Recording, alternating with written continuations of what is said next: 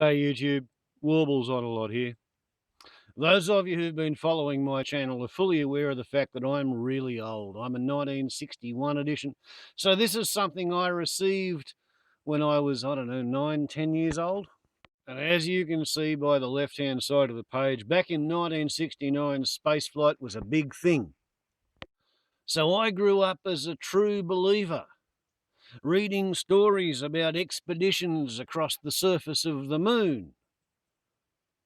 That's what I expected to happen during my lifetime when I was but a little nipper. However, since 1969, some things haven't changed.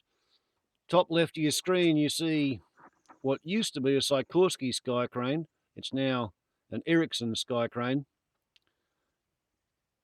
Helicopters have not got any bigger than that ever since.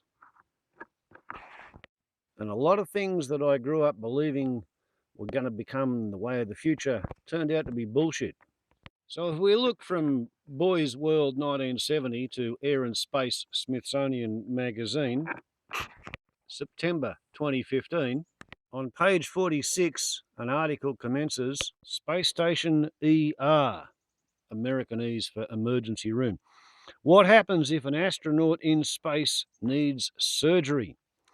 Aboard an ancient Boeing KC-135 nicknamed the Vomit Comet, a medical research team goes to work as the NASA aircraft flies a parabolic curve entering a 25-second period of zero gravity.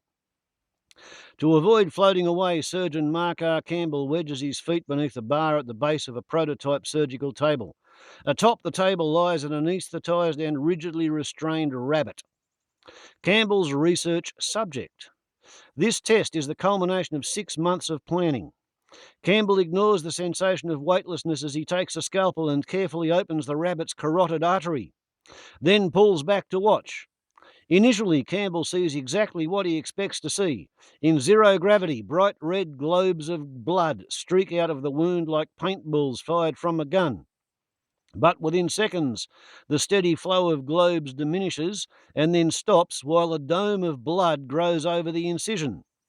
Dismayed, Campbell makes his carotid incision larger to increase the blood flow, but the results are unchanged, and a cut into a major artery in the rabbit's abdomen has the same result.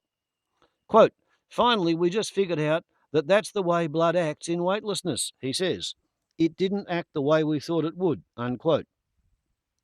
In 5 decades of human spaceflight and 15 years of continuous occupation of the International Space Station, no human has ever undergone a surgical procedure in orbit. Given the intent of national space agencies, private companies, and even some individuals to launch long-range space missions, it seems inevitable that at some point someone will have a bad day and surgery will be needed to save a life. When that day comes, the patient may want to send Campbell a thank you note.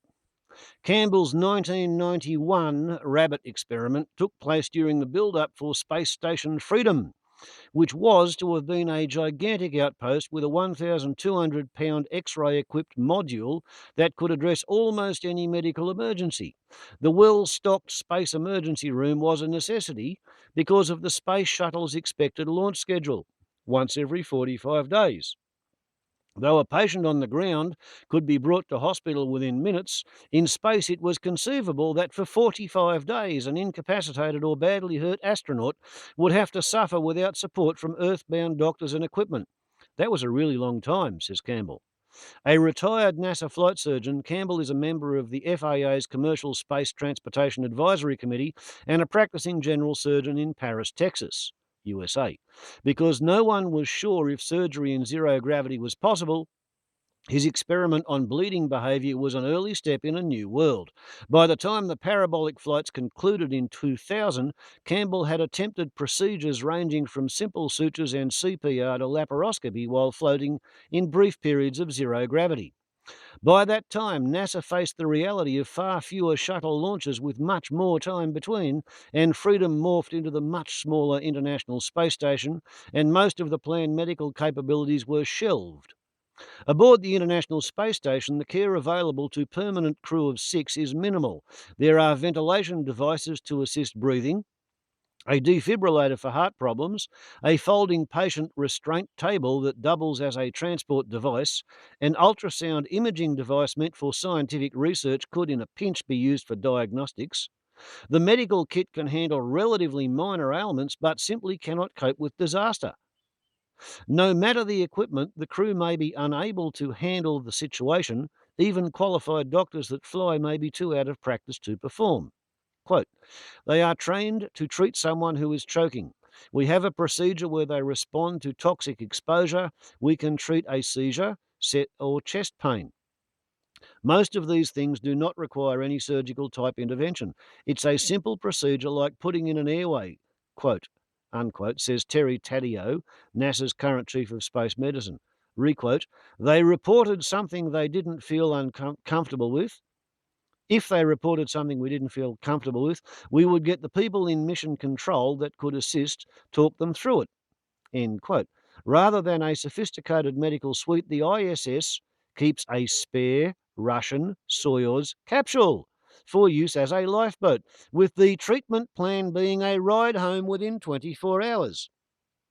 Strapped into the Soyuz's confines, the astronauts experience up to 8G during re-entry, which makes it one of the roughest ambulance rides anyone is likely to experience.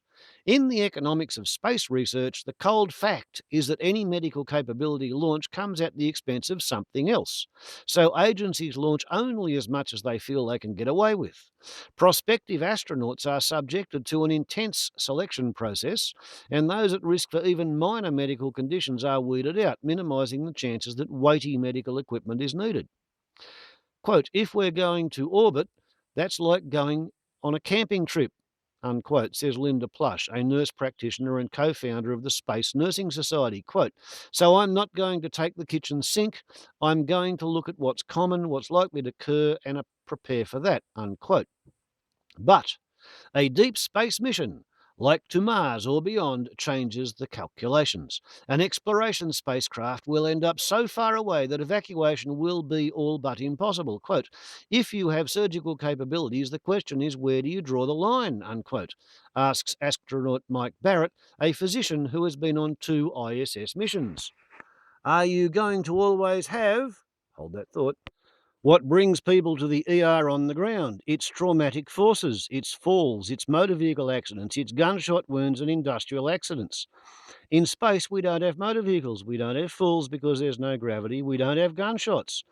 So then you're down to industrial accident type things and shrapnel, unquote.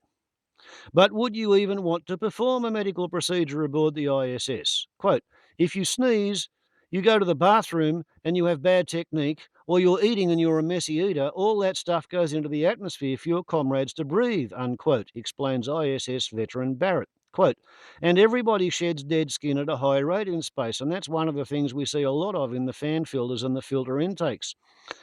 So we aren't anywhere near as clean as an operating room, unquote. Different quote. If you do an operation, says surgeon Mark Campbell, that would mean your risk of infection would be higher because you've got all these nasty particles floating around. Well, no one knows, unquote. Tinier particles are a risk too. In the closed environment of a spacecraft, exhaled molecules of anesthetic would become a permanent part of the air which the crew breathes. So there is no way they wouldn't inhale molecules of anesthetic gas. When an anesthetic is needed, the inhabitants are limited to drugs that can be injected or swallowed. Not that we understand quite how medicines work in space. On Earth, some medications are sensitive to light or temperature with extra radiation changes to the human body. Much remains unknown. For that matter, some germs and bacteria don't act like they do on Earth. In low Earth orbit, some organisms seem less virulent and others more so, and we don't really understand why. Even less is known about their behaviours in the radiation-filled environment of deep space. The drugs we use in space, we use at dosages we use on Earth, unquote, says Campbell. And basically, we say we don't know what the space effects are, so we're not going to take them into account. So then the question becomes, is the dose needed to control an infection a lethal dose, or will it even work, unquote, asks a nurse practitioner, Linda Plush, who has consulted with NASA on drug issues. Quote, I can't honestly tell you too much about medications in space, other than I know cosmic radiation causes some problems and we're just not sure. There haven't been enough studies done to even begin to answer that question. One way to minimise infections is to limit exposure through laparoscopy, a surgical technique that uses small incisions and miniaturised tools to work inside the body. In laparoscopy, the body serves as its own surgical enclosure, keeping germs and debris out while keeping blood and other bodily fluids in. It's one of the techniques that Campbell tested aboard the Vomit Comet, successfully performing an abdominal surgery on a 100-pound pig.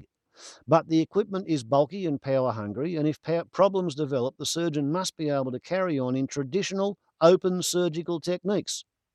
The procedure is also difficult. Quote, I think that all you need for conventional surgery is a little bit of training and a little bit of minimal equipment, and you can do a lot and do it very effectively, unquote, says Campbell. If you do laparoscopy, not only do you have to have a lot of equipment, you have to have a lot of training. We're talking about years and years of training, unquote. In 2014, a medical device company announced a tiny new robotic device that could be placed inside the human body to perform surgery. It was billed as having great potential for spaceflight. Campbell, who performs hundreds of robotic surgeries a year, is not buying it. Quote, I can promise you that an appendectomy is 10 times harder robotically than open, takes 20 times the equipment, and 40 times the training. In 2014, a medical device company announced a tiny new robotic robot. Done that. Even if astronauts have the most advanced robots for surgery, there will be crises when it will be useless. Quote, let's say a piece of orbital debris punctured a spacesuit, penetrated and hit a major blood vessel, then that's something that there's no way we would be able to treat. So we make no provision for it whatsoever, unquote, says Campbell. Quote, and the list goes on and on. There are fairly obvious things that would exceed the medical care system, and we would just say, quote, we can't take care of that. If that happens, you're going to die. There are things that are mostly of low incidence, but really bad, serious outcomes. We look our program managers in the eye and we come up with our best discretionary line on medical capability. On the other side of that line, someone is going to die, acknowledges Barrett. No doubt one of the toughest decisions will be faced when an astronaut cannot be saved, but may linger for some time before dying. An astronaut who is suffering could consume a spacecraft's entire supply of a vital medicine before expiring, which could threaten crewmates who would otherwise survive their own medical issues. Would the commander then have to choose between treating the fatally injured astronaut and protecting the rest of the crew? Then the question becomes what to do with a body. There's been a lot of discussion on that, Campbell answers. You'd probably bury them in space. You'd probably put them in the airlock and put them out into space. An official procedure exists, but exactly what would happen depends on consultations between the crew, the family, and mission control. Everyone agrees that a mission to Mars and beyond will be dangerous. And to Barrett, the biggest unsolved medical hurdle is deep space radiation, a problem NASA hopes to solve with an as yet undeveloped shielding. But to Campbell, the biggest hurdle, something that no surgeon or high-tech device can fix, how will 6 people handle living in something not much bigger than a bus for as long as 3 years? Okay, now that picture I've got you looking at, long space expeditions like winters in Antarctica will require self-reliance. This picture shows a 1961 Soviet Antarctic expedition where Leonid Rogozov removed his own appendix. And that's him doing it, operating on himself. In space, surgery is impossible. If you need anything beyond the healing capability of a Band-Aid, you get into that Soyuz capsule and you get back to Earth within 24 hours after an 8-gravity deceleration type of a rough ride. Them's the facts, honey bun. No speculation, no exaggeration, no marketing jism, no attempts to sell shares. Them's just the facts. There ain't no surgery in space. You hurt yourself, you're going to die. Warbles on a lot to YouTube. It appears the Boys' World Annual of 1970, with its emphasis on the grand, wonderful, marvellous future of spaceflight, was considerably in error. So I'm really, really glad I never bothered trying to become an astronut or astronaut, astro zero, because if I hurt myself living here in the forest, at least I can sew myself up. Warbles on a lot to YouTube. Ciao.